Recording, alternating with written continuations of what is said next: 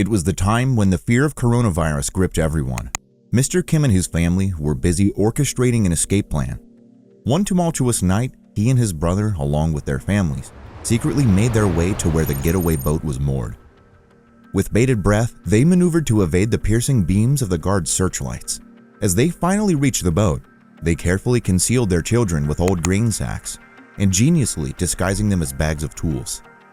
With hearts pounding, they embarked on their journey toward South Korea. Who were they, and what were they fleeing from? You will know soon enough.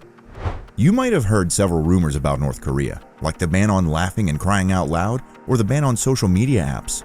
But today's real story might leave several of your dreams haunted. It is a real country where leaving the state is totally out of business, just like being imprisoned in your own home or born in a jail.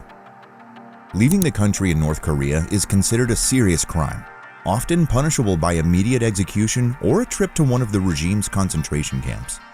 And trust me, the conditions in these camps are beyond horrifying. We're talking starvation, torture, and even sickening experiments. But hold up, even within the country, your movements are strictly regulated. Want to travel from one province to another? You might need legal permission from the state. Human rights? Forget about it. People are living through a nightmare there, while we sit here talking about it. And here's the gut-wrenching part. If you somehow made it out, but your family was left behind, trust me, you don't want to know what would happen to them. It's like you're sentencing them to a fate worse than death. They'll be treated worse than animals, and that alone is enough to make anyone think twice about leaving.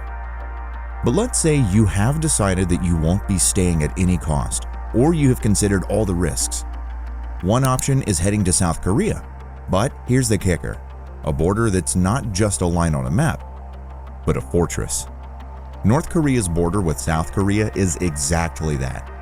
It stretches for 155 miles, heavily mined, fortified with barbed wire, rows of surveillance cameras, and electric fencing.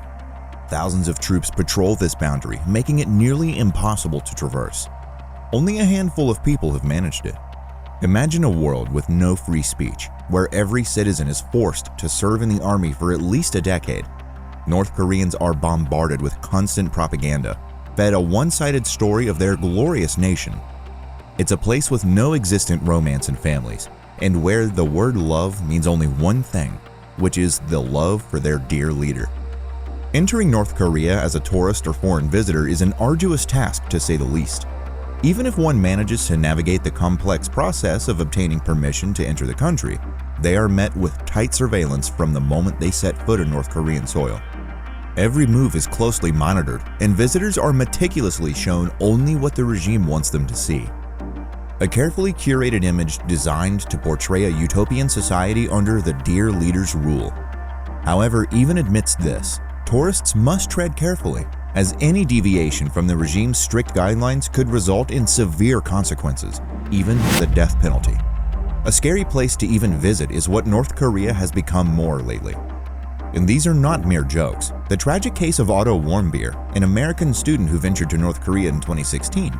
His supposed crime?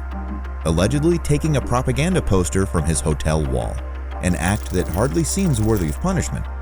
And for this so-called crime, he was swiftly sentenced to 15 years of hard labor, setting off a chain of events that ended in unimaginable tragedy. Just what was he made to do there, nobody knows. Just after a short while of his imprisonment, he suffered from a neurological injury and fell into a comatose state, which lasted till his death. He never regained consciousness, and on investigations, it was found out he died because of some hypoxic injury to his brain, although there were no signs of skull fracture. What he was put through is a total mystery.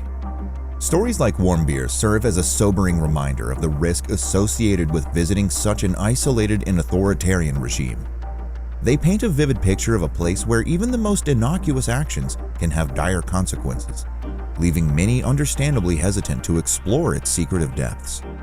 And if this isolation was not enough, to add salt to injury, when the coronavirus epidemic happened in 2019, North Korea was the first country on the line to declare a complete lockdown from the outside world. It slammed its doors shut tighter than ever before. Borders already guarded like Fort Knox were now under even stricter surveillance. Orders were issued to shoot down anyone who tried to cross the borders immediately. This had a serious impact on the number of defectors, the people who tried to escape from this horrible part of the world. Back in 2009, the number of defectors reached a total annual number of 2,914, but the impact of COVID-19 left numbers at only 67 in 2022. Ever wondered how North Korea manages such tight surveillance with its 4 borders? Well, it all boils down to its geographical location. To the south lies South Korea, which still considers all inhabitants of the Korean peninsula as its own. Sounds like an easy path to citizenship, right? Think again. As already discussed, the boundary separating the 2 Koreas is arguably the most heavily fortified border on the planet, making crossing it akin to attempting the impossible.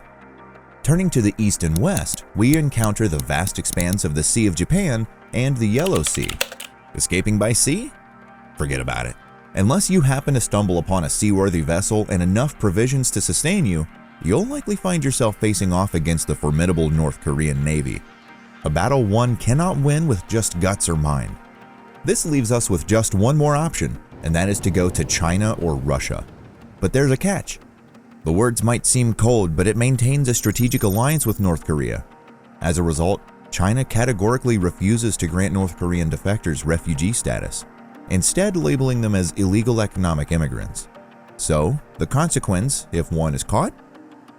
Immediate deportation back to North Korea, where harsh punishment awaits. So, the only way to leverage China as an escape route is to first navigate through its tightly monitored borders and then somehow make your way to one of the neighboring countries, Vietnam, Mongolia, or the Philippines. Easier said than done. Picture this. Evading the watchful eyes of China's extensive surveillance network is no mean feat. And even if you manage to slip through undetected, the journey to any of these 3 countries is fraught with obstacles and challenges, each more daunting than the last. A life where information is tightly controlled, where every move is scrutinized, and dissent is a dangerous notion. This is the daily reality for North Koreans. Even a glimpse of the outside world through a forbidden movie or smuggled radio broadcast can spark a desire for a different life. 2 decades ago, slipping out of North Korea was a gamble, but an affordable one. Brokers back then might charge you a couple $1,000 to sneak you across the border to China and then on to South Korea. Freedom had a price tag, but it wasn't out of reach for the truly desperate. Now? Forget about it. Those same brokers want 10 times as much, a whopping 21 grand for one person. That's more than a decade's worth of wages for most North Koreans, who are lucky to see $2,000 in a year. Escaping North Korea has become a rich man's game, leaving the average person trapped with little hope of ever seeing a life beyond the borders. The passing of Kim Jong-il only served to exacerbate an already dire situation. His successor, Kim Jong-un, took the reins and proceeded to tighten the regime's grip even further, leaving little room for dissent or escape. In this period, the government made it illegal to laugh or shout. This rule, along with the limits on drinking and fun activities, lasted for 11 days as a part of a big memorial. People couldn't even have normal celebrations like birthdays or go grocery shopping. If someone cried too loudly after losing a family member during this period, they could get in serious trouble. What about the social media? Are North Koreans not connected to the world? Unlike the openness of South Korea, North Korea has a tightly controlled internal network called Kwangmyeong. Think of it as a walled garden with state-approved content only. There's no Facebook, Twitter, or Instagram for North Koreans. So, social media as a tool for escaping planning or outside contact is practically non-existent. Cell phones are more common in North Korea than you might think. Estimates suggest millions have them. The good news is they can be used to communicate discreetly within North Korea, potentially aiding escape plans. The bad news is the government controls the network, Korealink. Calls and messages can be monitored, making it risky to discuss escape plans openly. Some escapees try to use black market phones smuggled in from China. These offer a way to contact brokers or supporters outside of North Korea, but they're expensive and very risky. If caught, the punishment can be severe. Even religion isn't spared from the tight grip of regulation in North Korea. According to a recent International Religious Freedom report by the U.S. State Department, a staggering number of 70,000 Christians are believed to be imprisoned in North Korea. What's even more harrowing is the fact that if you're found violating their strict religious terms, your entire family is subjected to punishment. A heart-wrenching example is that of a 2-year-old toddler sentenced to life in prison simply because his parents were found in possession of a Bible. Despite these immense risks, people still manage to escape. As the saying goes, where there's a will, there's a way. A total of 34,000 defectors have bravely made their way to South Korea, thousands to Europe, and another 200 to America, with these numbers steadily increasing each year. Yeon-mi Park, a courageous woman, shares her powerful journey in a TED Talk. At the tender age of 10, her father was unjustly sent to a labor camp for what the regime deemed as illegal trading. In truth, he was merely trying to provide for his family by selling basic necessities like clogs, sugar, and rice. This injustice ignited a fierce determination within Yeon-mi and her younger sister to break free from the oppressive regime. In her poignant account, Yeon-mi paints a stark picture of life in North Korea. She reflects on how, growing up, the concept of love was synonymous with adoration for the dear leader, raised to believe that their leader possessed godlike abilities, including the ability to read their thoughts. North Koreans lived in constant fear and reverence. However, Yeon-mi's perception began to shift when she scrutinized a picture of the dear leader and noticed his exaggerated size. Someone made her realize that the guy is actually fat and is not starving the same as them. This sensation alone was enough for her to realize what was happening. She explains the situation in North Korea by stating that if she were to see someone dying on the street right now, she would do anything to save that person. However, during her time in North Korea, witnessing people dying and dead on the streets didn't evoke any feelings within her. This wasn't due to being a psychopath, but rather because she had never learned the concept of compassion. It was only after she learned the word compassion and understood its concept that she began to feel compassion, empathy, and sympathy in her heart. So let these journeys of these people who risk their lives for a better future for themselves and their future generations inspire us. Let the resilience embolden us, and let their quest for freedom ignite within us a renewed determination to stand in solidarity with those still yearning to break free.